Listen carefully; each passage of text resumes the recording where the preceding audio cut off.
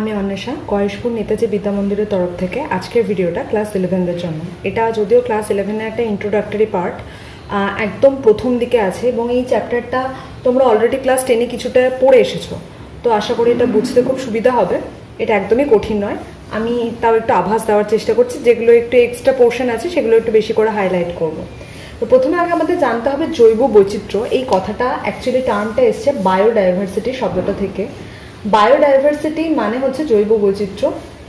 Bio অর্থাৎ biologically যে সমস্ত প্রাণী উদ্ভিদ সব পুরো জগৎকে একসাথে বলা হয় বায়ো। ডাইভার্সিটি মানে হচ্ছে বৈচিত্র্য, অর্থাৎ কোনো একটা নির্দিষ্ট এরিয়া, যদি সেই নির্দিষ্ট এরিয়ায় একই সাথে প্রচুর প্রাণী উদ্ভিদ গাছপালা যেগুলো রয়েছে সব একসাথে বসবাস করে এবং তাদের মধ্যে যদি ভ্যারাইটি আর ভ্যারাইবিলিটি দেখতে পাওয়া যায়, যেমন একই ধরনের গাছ, শুধু আম গাছ কোনো একটা নির্দিষ্ট এরিয়ায় পাওয়া যাচ্ছে, অনেক রকমের আম গাছ, হিমসাগর হতে পারে, ল্যাংচা হতে পারে, ফজলি হতে পারে, আম্রপালি হতে পারে, মানে শুধু গাছের মধ্যে আম গাছে অনেক ভ্যারাইটি, বা জাম গাছের এরকম অনেক ভ্যারাইটি, বা কোনো একটা পার্টিকুলার পশু তার অনেক ভ্যারাইটি একই সাথে একই জায়গায় দেখতে পাওয়া যাবে, তাহলে তাকে বলা হবে বায়োডাইভার্সিটি।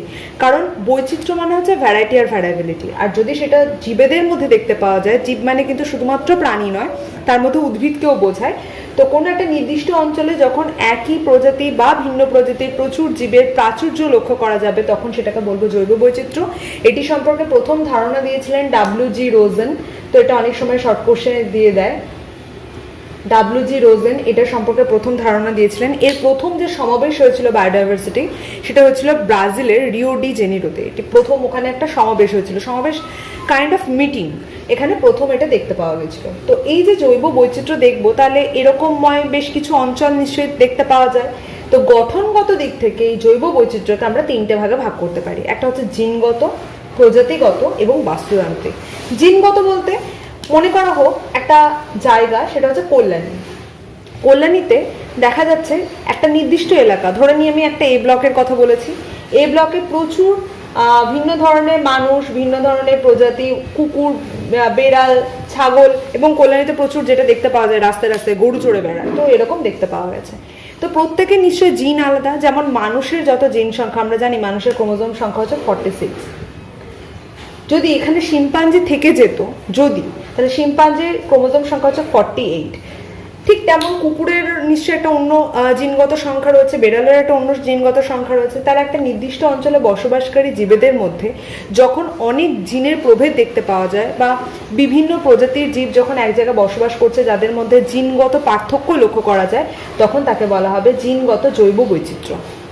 প্রজাতিগত বলতে কোনো একটা নির্দিষ্ট এরিয়ায় দেখা যাচ্ছে কল্যাণী বি ব্লকে, ওখানে প্রচুর কুকুর রয়েছে, শুধু কুকুরেরই প্রজাতি কিন্তু ভিন্ন জাতের কুকুর রয়েছে।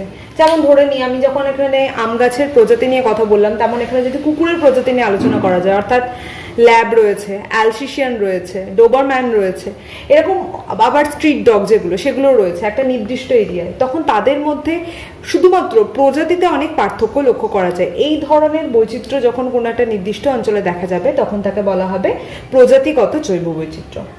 আর একটা হচ্ছে বাস্তুতান্ত্রিক হচ্ছে জৈব বৈচিত্র্য। বাস্তুতান্ত্রিক কি? একটা নির্দিষ্ট এলাকা, সেই নির্দিষ্ট এলাকায় 3 ধরনের বাস্তুতন্ত্র আমরা দেখতে পাবি। একটা স্থলজ, যারা স্থলে বাস করছে। একটা হচ্ছে জলজ, যদি সামনে কোনো পুকুর বা জলাশয় থাকে তাহলে সেখানে এক ধরনের বাস্তুতন্ত্র দেখতে পাওয়া যাবে। আর একটা হচ্ছে খেচর, অর্থাৎ পাখি। তাহলে আমি যদি ধরে নিই একটা নির্দিষ্ট অঞ্চল, কল্যাণীর এ ব্লকের পার্টিকুলার একটা নির্দিষ্ট এরিয়া, তাহলে দেখা যাচ্ছে সেখানে জিমখানার সামনে, অর্থাৎ ঋত্বিক সদনের সামনে একটা পুকুর আছে, সুইমিং পুল, তার আলাদা বাস্তুতন্ত্র দেখা যায়, কারণ জলে থাকে মাছ আর কোনো জলজ অন্যান্য প্রাণী বা সেই জলে থাকা অন্যান্য উদ্ভিদ, তারা যে বাস্তুতন্ত্রটা রচনা করছে, যারা স্থলে থাকে তারা নিশ্চয়ই সেই বাস্তুতন্ত্র নিয়ে থাকবে না। আবার পাখি যারা আকাশে উড়বে, তাদের আলাদা আলাদা বাস্তুতন্ত্র দেখতে পাওয়া যায়, কিন্তু এই সব কিছু কল্যাণী এ ব্লকের মধ্যেই দেখতে পাওয়া যায়। তাহলে আমরা এইটাকে বলবো বাস্তুতান্ত্রিক জৈব বৈচিত্র্য, যেখানে বিভিন্ন বাস্তুতন্ত্রের জীব একটা নির্দিষ্ট এরিয়ার মধ্যে দেখতে পাওয়া যাবে এবং তার ফলে এখানে যে বৈচিত্র্যের সৃষ্টি হবে তাকে আমরা বলবো বাস্তুতান্ত্রিক জৈব বৈচিত্র্য। এবার যদি আমরা বাস্তুতান্ত্রিক এই জৈব বৈচিত্র্য বা এই বৈচিত্র্যটাকে যদি আমরা দেখতে চাই আলাদা আলাদা করে, কি কি দেখব? প্রথমে দেখব হচ্ছে আলফা বৈচিত্র্য। আলফা বৈচিত্র্য কি আগে একটু জেনে নিই। আলফা বৈচিত্র্য মানে হচ্ছে কোনো একটা নির্দিষ্ট অঞ্চল, এটা একটা নির্দিষ্ট একটা অঞ্চল দেখানো হয়েছে।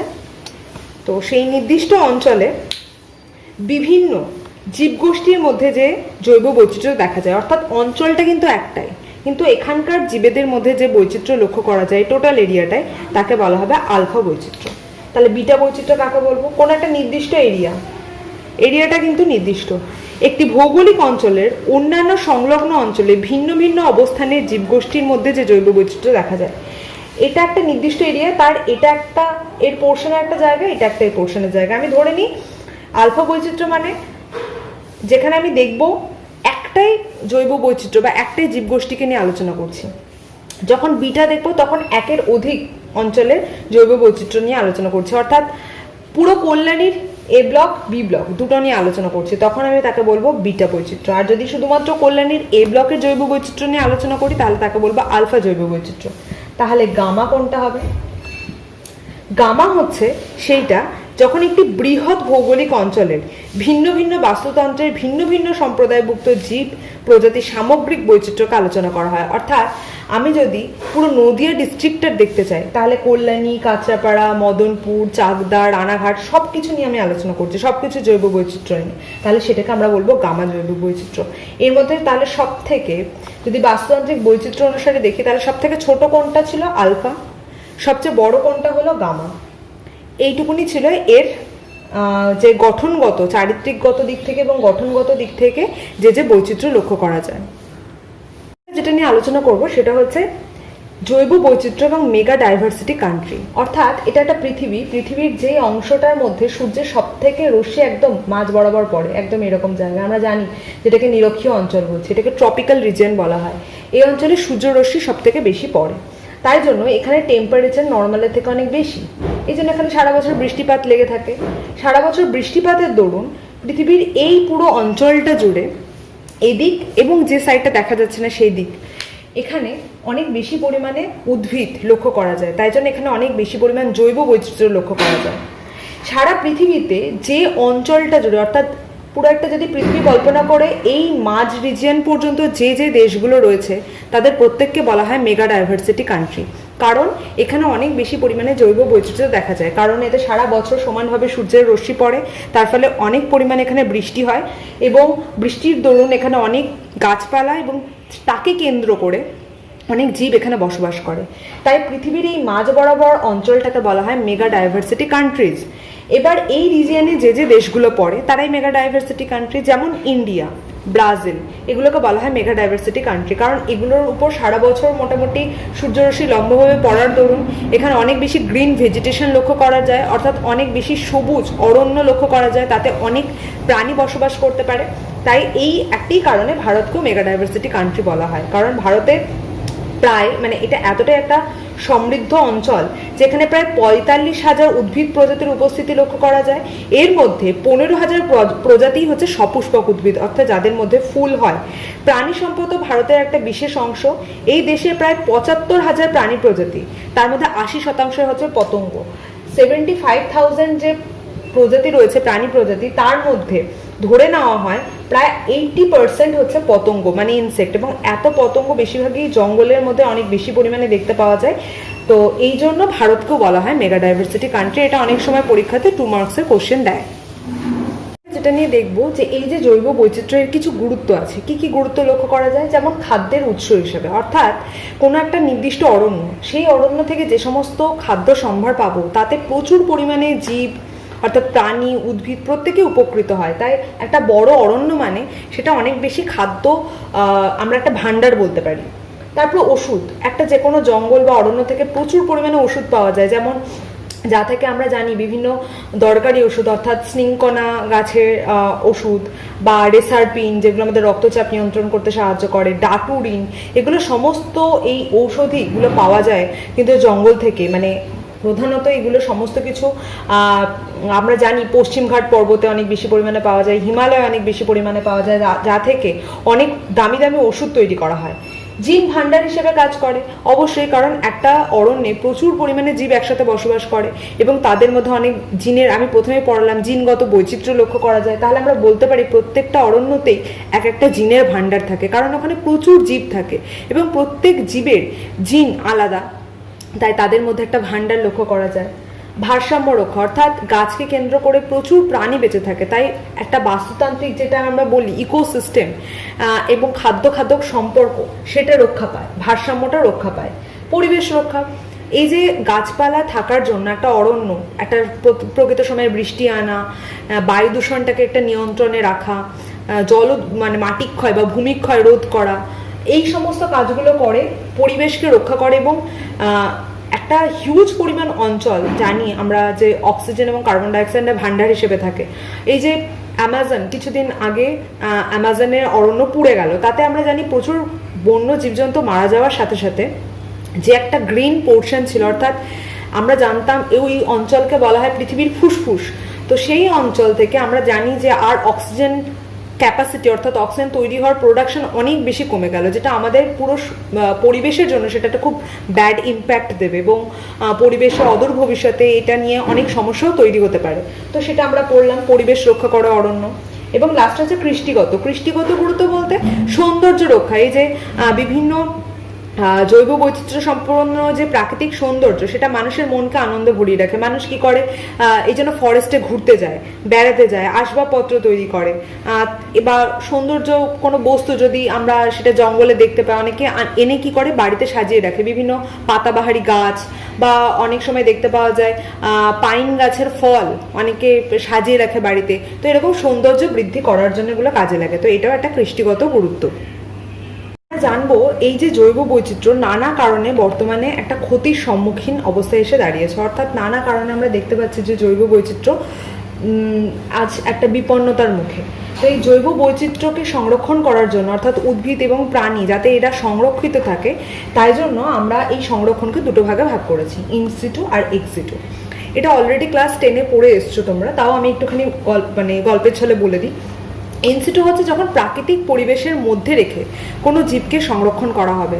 জীব মানে কিন্তু এই নয় যে শুধুমাত্র প্রাণী, আমি বারবার বলছি সেখানে উদ্ভিদকেও রাখা হবে, তখন তাকে বলা হবে ইনসিটু সংরক্ষণ। যেমন বায়োস্ফিয়ার রিজার্ভ কীরকম হয় আমরা জানি, এটা একটা নির্দিষ্ট এরিয়া থাকে, তার একটা নির্দিষ্ট মাঝখানে জোন থাকে, এটার নাম হচ্ছে কোর জোন বা কোর এরিয়া।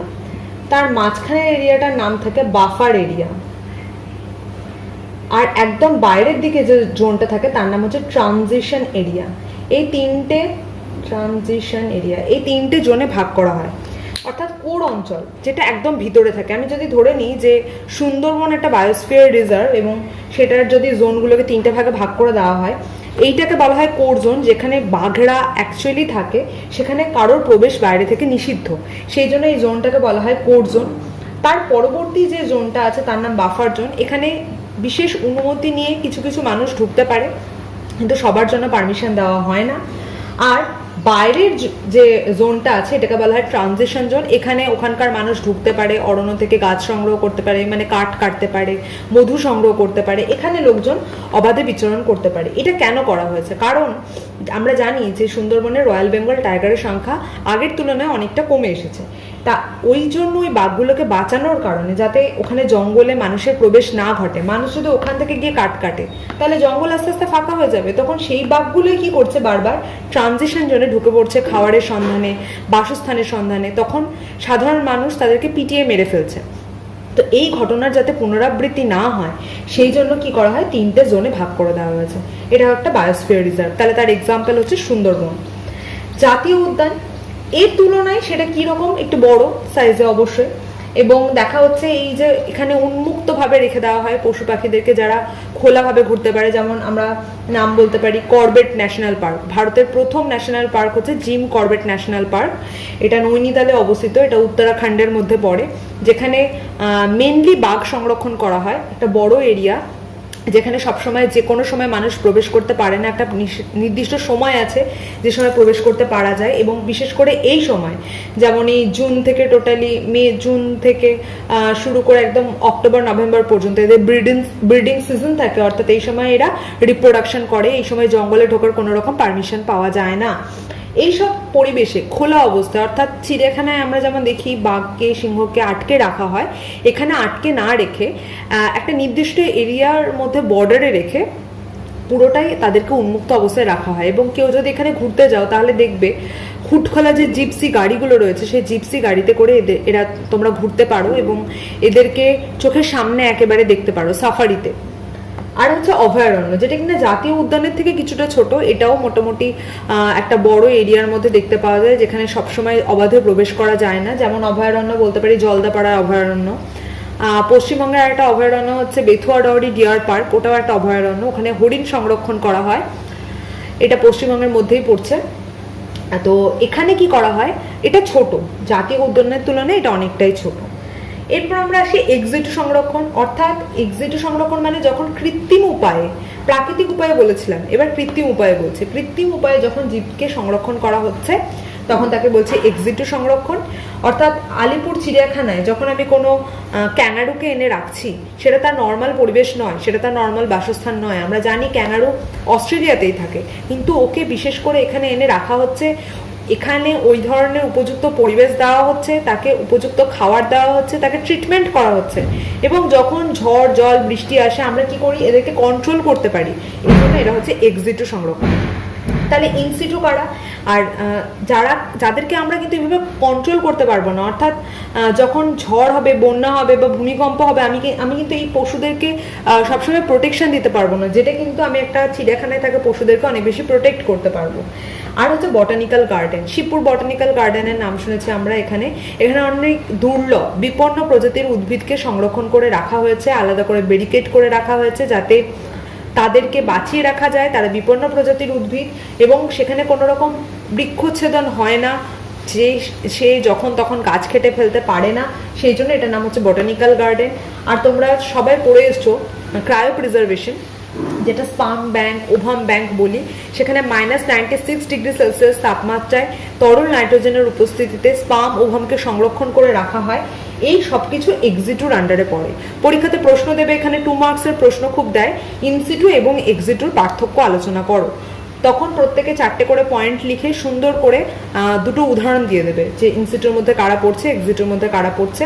তার মধ্যে অবশ্যই এটাকে, এই পয়েন্টটা যেন উল্লেখ থাকে যে ইনসিটু প্রাকৃতিক পরিবেশে প্রাকৃতিকভাবে করা হচ্ছে, যেখানে এক্সিটুটাকে কৃত্রিমভাবে করা হচ্ছে, এই পয়েন্টটা যেন উল্লেখ থাকে। আমরা একটা আলোচনা করব, 2 মার্কসের একটা প্রশ্ন অনেক সময় দিয়ে দেয়, জৈব বৈচিত্র্যের অবলুপ্তির কি কারণ। অর্থাৎ এই যে এত সুন্দর জৈব বৈচিত্র্য নিয়ে আমরা পড়লাম, সেটা ধ্বংস হচ্ছে কেন, কেন সংরক্ষণের প্রয়োজন হচ্ছে।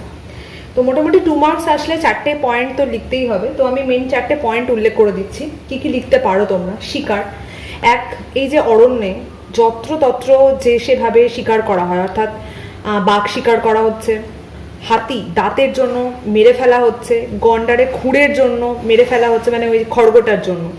তো এইভাবে যত্রতত্র শিকার করা হচ্ছে, যার ফলে জৈব বৈচিত্র্য কিন্তু অবলুপ্তি ঘটছে। আর কি, অরণ্য ধ্বংস। আমাদের যেমন বাড়িতে আমরা থাকি, তো আমাদের যদি আজকে বাড়িটা কেড়ে নেওয়া হয়, তাহলে আমরা কোথায় গিয়ে থাকবো? নিশ্চয়ই আমরা তখন রাস্তায় চলে যেতে বাধ্য হব। ঠিক তেমন প্রাণীদের যেটা বাসস্থান, অর্থাৎ তাদের অরণ্য, সেটা যদি ধ্বংস করে দেওয়া হয়, তখন স্বাভাবিকভাবে তারা কি করে, লোকালয়ে ঢুকে পড়ে। তো মাঝে মাঝে শোনা যায় যে হাতির দল খাবারের সন্ধানে লোকালয়ে ঢুকে গেছে, তখন কি করে মানুষ, তাদেরকে পিটিয়ে মেরে ফেলে। তো এইভাবে আমরা শুধুমাত্র অরণ্যই ধ্বংস করছি না, প্রাণীদেরকেও মেরে ফেলছি বা নষ্ট করছি। আর কি, দূষণ। দূষণ একটা খুব বড় কারণ, কারণ আমরা জানি দূষণের ফলে কি হয়, আগেকার সময়ে বায়ুতে যে পরিমাণ অক্সিজেন পাওয়া যেত, একটা অরণ্যে যে পরিমাণ অক্সিজেন তৈরি হতো, এখন আর সে পরিমাণ তৈরি হয় না। প্রাণীদের নিজেদের মধ্যে, প্রাণীদের যে আয়ু ছিল আগে, এখন সেটা অনেক পরিমাণে কমে এসেছে। তারা যে জায়গায় থাকে সেই জলটা পুরোপুরি পলিউটেড, জল পায় না, তারা বাতাস পাচ্ছে না। প্লাস আমরা জানি বৃক্ষচ্ছেদন করার কারণে অরণ্যে অক্সিজেনের যে ডেনসিটি, ঘনত্ব, সেটাও আস্তে আস্তে কমে এসছে। তো দূষণ একটা মারাত্মক কারণ। প্লাস শহরের আশেপাশে যে জায়গাগুলো রয়েছে, সেখানে কালো ধোঁয়া, কার্বন ডাইঅক্সাইড এবং তার সঙ্গে জলদূষণ, কলকারখানার নোংরা জিনিস এসে জলে মিশে সেখানকার বাস্তুতন্ত্রকে ভীষণভাবে ক্ষতিগ্রস্ত করছে। আর একটা হচ্ছে প্রাকৃতিক বিপর্যয়। এই সব কিছুর পর তো প্রাকৃতিক বিপর্যয় রয়েছে, ঝড় জল বন্যা, এগুলোতে কিছুভাবেই মানে কন্ট্রোল করা যায় না, এবং দূষণ তার জন্য অনেকাংশেই দায়ী। দূষণের কারণে নানা প্রাকৃতিক বিপর্যয় নেমে আসছে, সুনামি মতো ঘটনা, যার ফলে জৈব বৈচিত্র্য হ্রাস পাচ্ছে এবং প্রচুর প্রাণী তাতে মারা যাচ্ছে। তো এই 4টে পয়েন্ট অ্যাটলিস্ট মেনশন করতেই হবে যদি 2 মার্কসের কোশ্চেন আসে। এবার আমরা প্রায় শেষের দিকে চলে এসেছি, আর একটা টপিক নিয়ে ডিসকাস করব, সেটা হচ্ছে জৈব বৈচিত্র্য হটস্পট। এটাও তোমরা আগে পড়ে এসেছো। হটস্পট কাকে বলে? যে অঞ্চলে কোনো জৈব বৈচিত্র্যের প্রাচুর্যতা লক্ষ্য করা যায় এবং অনেক বিপন্ন প্রজাতির উদ্ভিদ সেখানে বসবাস করে বা প্রাণী বসবাস করে, তার সাথে সেই সব অঞ্চলে এন্ডেমিক প্রজাতি পাওয়া যায়। এই টার্মটা বোধহয় নতুন শুনলে, এটা একটু বলে দিই এন্ডেমিক প্রজাতিটা কি। কোনো একটা প্রজাতি দেখা যায় পার্টিকুলার একটা নির্দিষ্ট অঞ্চলেই পাওয়া যায় এবং সেই অঞ্চল ছাড়া সেই প্রাণী বা উদ্ভিদকে অন্য আর কোথাও পাওয়া যদি না যায়, তাহলে সেই প্রজাতিকে বলা হয় এন্ডেমিক প্রজাতি। যেমন রয়্যাল বেঙ্গল টাইগার, এটা সুন্দরবনেই পাওয়া যায়, তাহলে আমরা বলতে পারি সুন্দরবনের জন্য রয়্যাল বেঙ্গল টাইগার হচ্ছে একটা এন্ডেমিক প্রজাতি। আবার অস্ট্রেলিয়ায় ক্যাঙ্গারু পাওয়া যায়, তাহলে আমরা বলতে পারি ক্যাঙ্গারু হচ্ছে অস্ট্রেলিয়ার জন্যই একটা এন্ডেমিক প্রজাতি। তাহলে এমন কোনো প্রজাতি যদি কোনো একটা নির্দিষ্ট এরিয়াতেই পাওয়া যায়, সেই এরিয়া ছাড়া অন্য কোথাও তাকে না পাওয়া যায়, তাকে বলা হবে এন্ডেমিক প্রজাতি। হটস্পট নির্ধারণের দুটো শর্তের মধ্যে 1 নম্বর, সেখানে প্রচুর পরিমাণে বিপন্ন প্রজাতি থাকবে, আর 2, সেখানে অবশ্যই এন্ডেমিক প্রজাতি থাকবে, অর্থাৎ পার্টিকুলার সেই এরিয়া বাদে অন্য আর কোথাও ওদেরকে পাওয়া যাবে না, তবেই আমরা তাকে হটস্পট হিসেবে ঘোষণা করতে পারবো। সারা পৃথিবীতে মোট 34টা হটস্পট রয়েছে সারা পৃথিবীতে। সেখানে ভারতে মোট হটস্পটের সংখ্যা তোমরা জানো, তাও আর একবার বলে দিচ্ছি, 4টে হটস্পট ভারতে রয়েছে। এটা অনেক সময় পরীক্ষার প্রশ্ন দেয়, কটা হটস্পট, আর পৃথিবীতে টোটাল কটা হটস্পট। পৃথিবীতে 34টা। ভারতে যে হটস্পটগুলো রয়েছে সেগুলো আমরা একটু জেনে নেব। একটা হচ্ছে পূর্ব হিমালয় রয়েছে, পশ্চিম ঘাট রয়েছে, সুন্দাল্যান্ড, আর রয়েছে ইন্দো বার্মা। এটা সম্পর্কে একটু ডিসকাস করে নেব যে অঞ্চলগুলো কোথায় কত দূর ধরে অবস্থিত। পূর্ব হিমালয় এইটা মোটামুটি একদম উত্তর ভারত, যেটাকে আমরা বলি, একদম আমাদের উপরের দিকে থাকে। নেপাল, ভুটান, সিকিম এই সমস্ত অঞ্চলে দেখা যায়। এখানকার ওয়েদার মোটামুটি ঠান্ডা, কম বেশি নাতিশীতোষ্ণ আমরা বলতে পারি। এই উচ্চতা মোটামুটি 1780 মিটার থেকে 3500 মিটার পর্যন্ত হয়। এখানে অসংখ্য এন্ডেমিক প্রজাতি লক্ষ্য করা যায়। এন্ডেমিক প্রজাতি বলতে সে শুধুমাত্র ওখানেই পাওয়া যায়, যেমন বিভিন্ন সপুষ্পক উদ্ভিদ পাওয়া যায়, ম্যাগনোলিয়া পাওয়া যায়, বিটুলা নামক বিভিন্ন উদ্ভিদ পাওয়া যায়। এগুলো সব গুপ্তবীজী উদ্ভিদের নাম। এছাড়াও এখানে লায়নটেল, ম্যাকাও, বিভিন্ন প্রজাতির দুর্লভ, যারা বিপন্নও বটে, মানে আর পৃথিবীতে হয়তো এদের সংখ্যাও খুব কম, এরকম কিছু প্রজাতির প্রাণীও দেখতে পাওয়া যায়। পশ্চিমঘাট, এটার এরিয়া মোটামুটি পশ্চিম উপকূল বরাবর মহারাষ্ট্র, কর্ণাটক, তামিলনাড়ু, কেরালার অঞ্চল দ্বারা এটা মানে আবৃত। এখানে চিরহরিৎ ঘন বন দেখতে পাওয়া যায়। এখানে সাইলেন্ট ভ্যালি অবস্থিত। সাইলেন্ট ভ্যালি খুব নাম করা একটা জায়গা, অনেক সময় প্রশ্ন আসে সাইলেন্ট ভ্যালি কোথায় অবস্থিত। এটা কিন্তু পশ্চিমঘাট পর্বতের একটা অঞ্চল। এখানে কফি খুব বিখ্যাত, এই সমস্ত অঞ্চলে পশ্চিমঘাট পর্বতে প্রচুর পরিমাণে দেখা যায়। এরপর আমরা পড়বো সুন্দাল্যান্ড। এটা দক্ষিণ পূর্ব এশিয়ার দুটি বৃহৎ দ্বীপপুঞ্জ সুমাত্রা থেকে অবস্থিত এবং মোটামুটি এখানে ছোট ছোট দ্বীপ দেখতে পাওয়া যায়। ভারতের নিকোবর দ্বীপপুঞ্জ এর অন্তর্গত। এখানে ওরাং ওটাং শুধুমাত্র এই হটস্পটে পাওয়া যায়, তাই এটাকে খুব ভালো করে জানতে হবে। সমুদ্র তীরে উপকূলবর্তী অরণ্য দেখতে পাওয়া যায়, ম্যানগ্রোভ অরণ্য এখানে দেখা যায়। এছাড়া এখানে মস, লাইকেন, অর্কিড এবং আলপাইন নামক প্রচুর উদ্ভিদ, রোডোডেনড্রন, এগুলো এখানে দেখতে পাওয়া যায়। এরপর আমরা যেটা জানবো সেটা হচ্ছে ইন্দো বার্মা।